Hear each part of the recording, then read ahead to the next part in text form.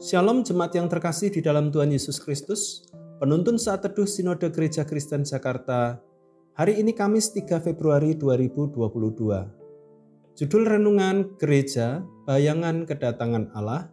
Nas terambil dari Wahyu pasal 21 ayat yang pertama sampai ayat yang ke-8. Lalu aku melihat langit yang baru dan bumi yang baru, sebab langit yang pertama dan bumi yang pertama telah berlalu, dan laut pun tidak ada lagi. Dan aku melihat kota yang kudus, Yerusalem yang baru, turun dari sorga, dari Allah yang berhias bagaikan pengantin perempuan yang berdandan untuk suaminya. Lalu aku mendengar suara yang nyaring dari tahta itu berkata, "Lihatlah, kemah Allah ada di tengah-tengah manusia, dan ia akan diam bersama-sama dengan mereka. Mereka akan menjadi umat-Nya, dan Ia akan menjadi Allah mereka. Dan Ia akan menghapus segala air mata dari mata mereka, dan maut tidak akan ada lagi.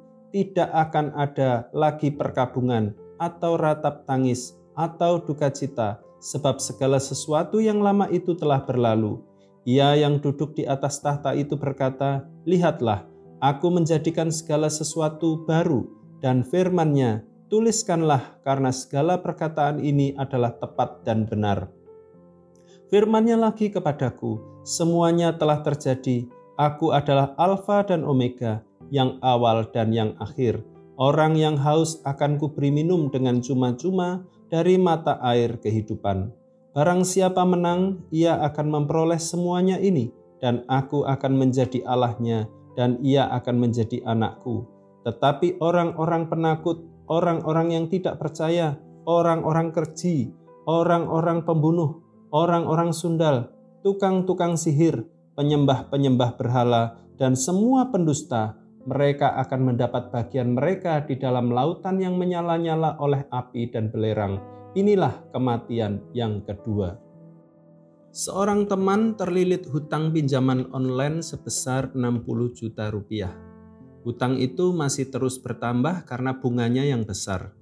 Di saat yang sama, ia dikeluarkan dari pekerjaannya, sementara ia harus membiayai tagihan rumah dan kebutuhan lainnya. Rasanya dunia dan masa depannya hancur seketika. Setiap pagi adalah neraka baru untuknya.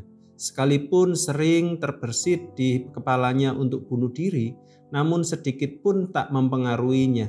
Penasaran, saya mencoba bertanya kepadanya, "Apa yang membuatmu kuat?" Jawabnya, "Karena gereja dan orang-orang Kristen yang masih peduli denganku.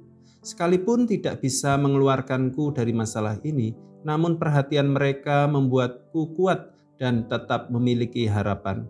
Dari mereka saya merasakan cicipan surgawi akan kerajaan Allah yang nanti akan datang dan memulihkan keadaan dunia yang rusak."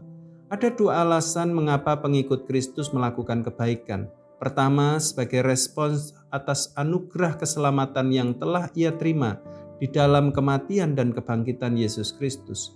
Kedua, sebagai bayangan dari kedatangan kerajaan Allah di akhir zaman nanti. Kedatangan kerajaan Allah akan menyempurnakan dunia yang telah rusak karena dosa, menghapus segala tangis dan ratap, menggantikannya dengan sukacita dan kemuliaan Tuhan. Meskipun hal itu belum terjadi sempurna, namun sesungguhnya hal itu telah dirasakan melalui kehadiran gereja di dalam dunia. Itulah mengapa kita mengenal konsep already but not yet, di mana Yesus Kristus telah menang atas kuasa dosa, kutuk alam semesta, dan pemerintahan iblis, serta merupakan masa hadirnya pemerintahan Allah di dunia yang akan mencapai kepenuhannya di langit dan bumi baru. Gereja bukan sekadar institusi atau gedung. Gereja adalah orang-orangnya. Setiap kita adalah gereja. Jika demikian, maka dimanapun kita berada, seharusnya kita menghadirkan sense of kingdom of God. Bagaimana kepedulian kita terhadap kaum yang tertindas, mereka yang terpinggirkan, atau sekadar merawat alam ciptaan Tuhan dengan bertanggung jawab merupakan langkah menghadirkan kerajaan Allah.